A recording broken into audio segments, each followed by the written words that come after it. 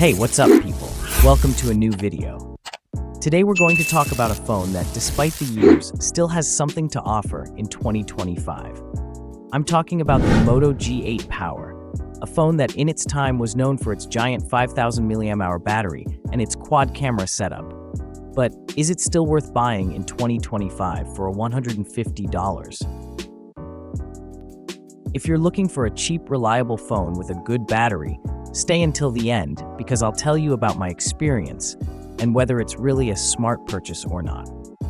Here we go. Let's talk about the design first. Despite being an older model, the Moto G8 Power still feels well built. Its design doesn't look outdated, with a solid finish and a fingerprint reader on the back. Now the screen still seems like a good point to me.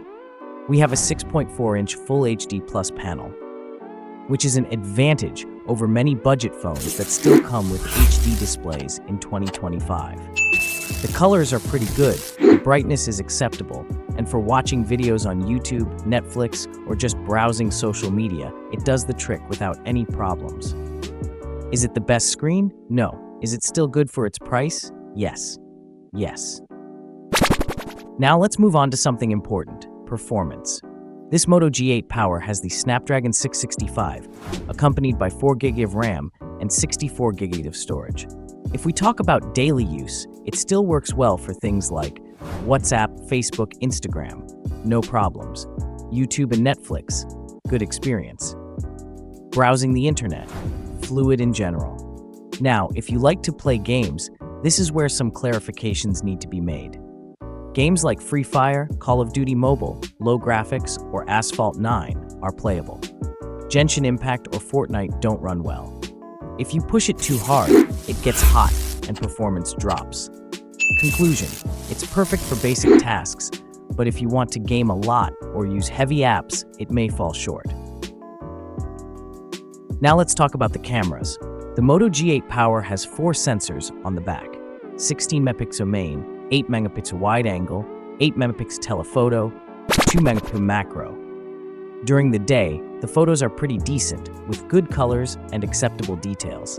But at night, things change. In low light, the phone struggles, a lot of noise appears, and without night mode, it doesn't capture much detail. The 16-megapixel selfie camera does the job well, but don't expect pro-level performance. For video, it records in Full HD, and the quality is acceptable, but it lacks advanced stabilization.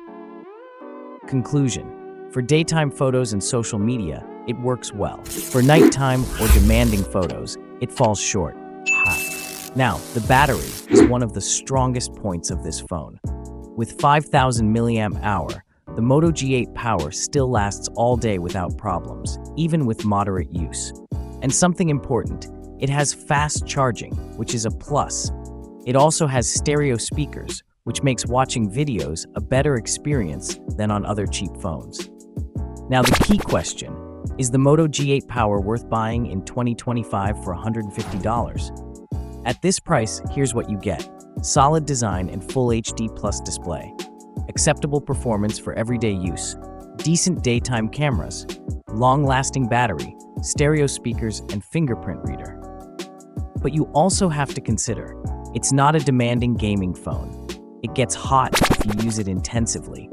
The cameras at night are not the best. My verdict: if you're looking for a cheap, reliable phone with a good battery, it's still a good option. If you need a powerful phone for gaming or professional quality photos, it's better to look elsewhere. And that's it for my Moto G8 Power 2025 review. What do you think? Would you buy it, or do you think it's already obsolete? Leave your opinion in the comments. If you liked the video, leave a like, subscribe, and see you in the next one. Take care, people.